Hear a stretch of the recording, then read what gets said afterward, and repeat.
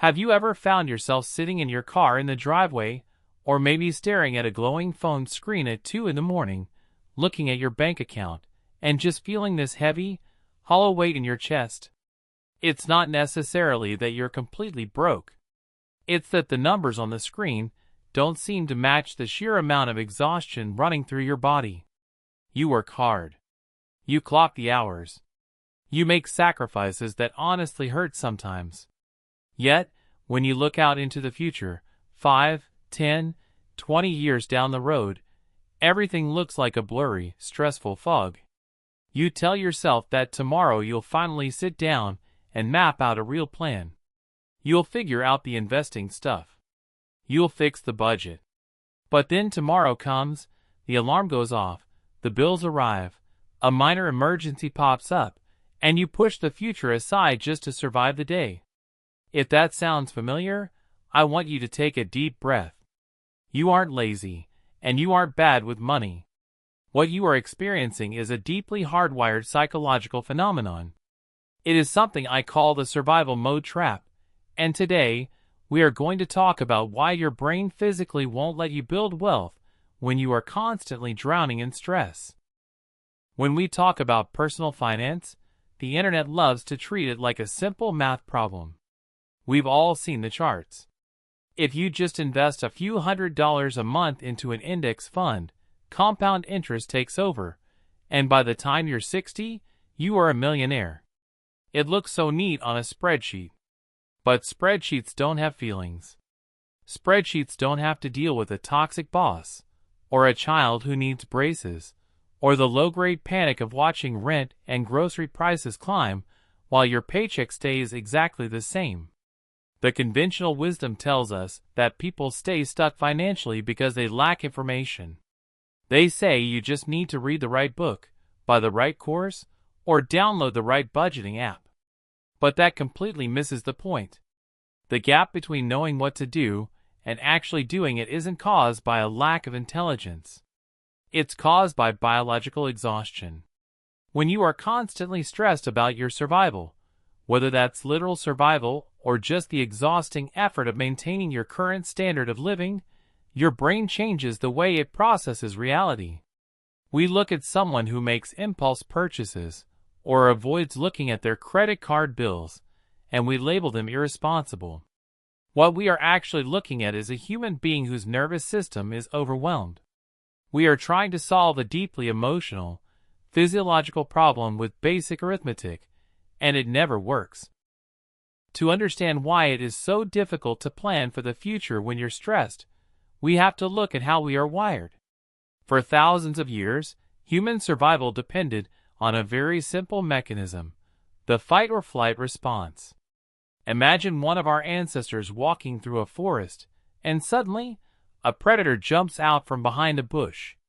In that exact moment, that ancestor's brain does something fascinating. It instantly shuts down any long-term planning functions. It doesn't matter what they were planning to gather for food next month. It doesn't matter how they wanted to build their shelter for the winter. All of that is completely irrelevant. The only thing that matters is the next 30 seconds. The brain enters a state of hyperfocus, channeling every ounce of energy into immediate survival. In the modern world, we rarely encounter physical predators. Instead, our predators are bills, corporate layoffs, unexpected car repairs, and the relentless pressure to keep up with society.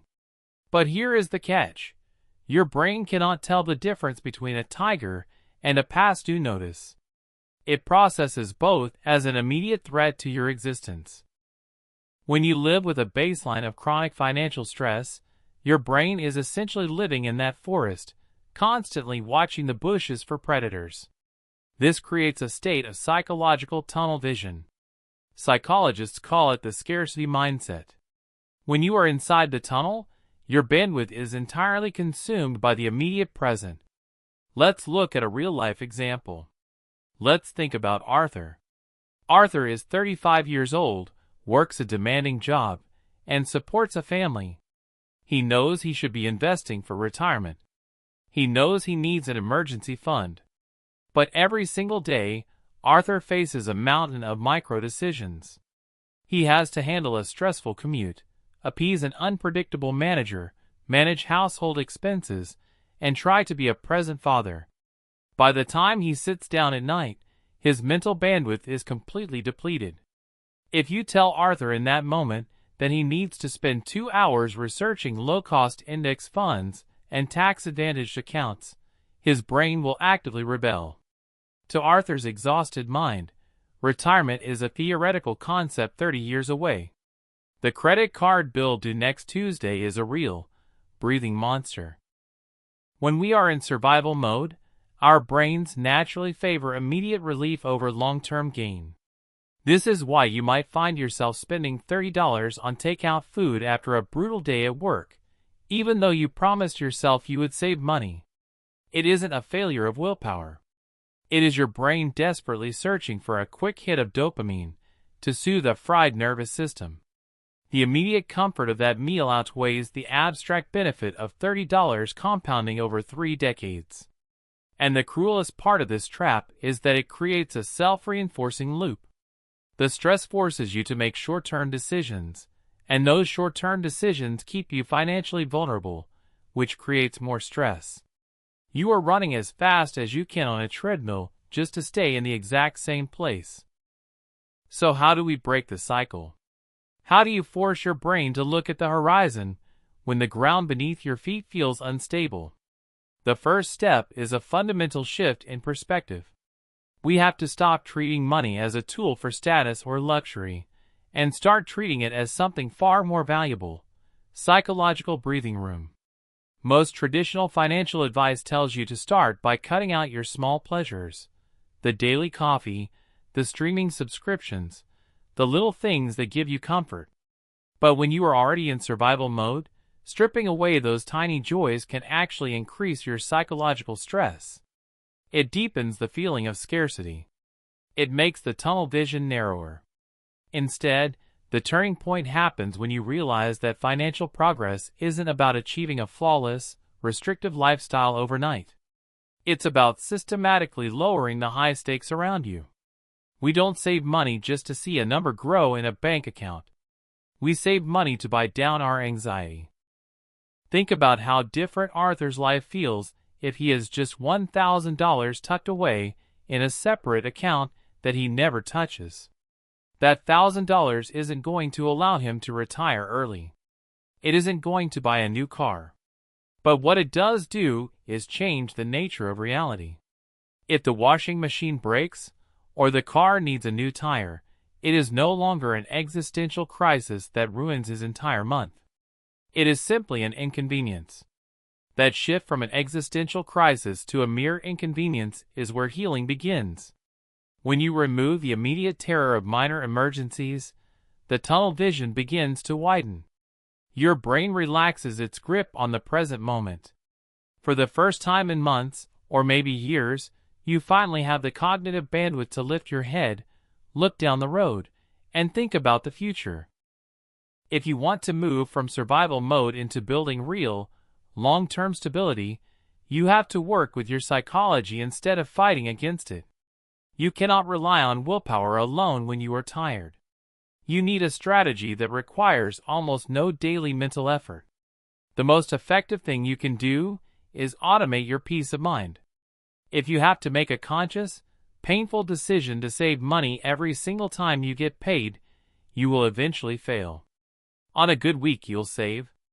On a stressful week, when your brain is desperate for comfort, you will spend. Take the decision out of your own hands. Set up an automatic transfer on payday, even if it is just $10, $20, or $50. That goes directly into a separate savings account before you ever see it in your main spending balance. If the money isn't sitting there staring at you, your brain doesn't have to spend energy deciding whether to save it or spend it. You adapt to living on whatever is left, and behind the scenes, your safety net quietly builds itself. Simultaneously, we have to practice financial radical honesty without the burden of shame. Many people in survival mode completely stop looking at their bank accounts.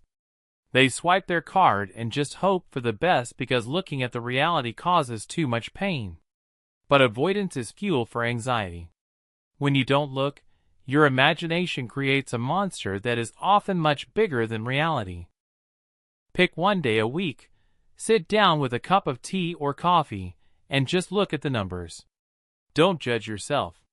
Don't beat yourself up over the takeout or the impulse buy from 3 days ago. Just observe it. By bringing the numbers into the light, you take away their power to terrify you. You transition from a passive victim of your circumstances to an active observer. Finally, give yourself permission to lower your timeline expectations. Society wants you to believe that you need to be making massive, life-altering financial moves right now. But when you are healing from burnout and chronic stress, small, boring consistency is your greatest weapon. If all you can manage right now is to stop the bleeding and save $50 a month, that is a massive victory. You are proving to your brain that you are capable of changing your environment.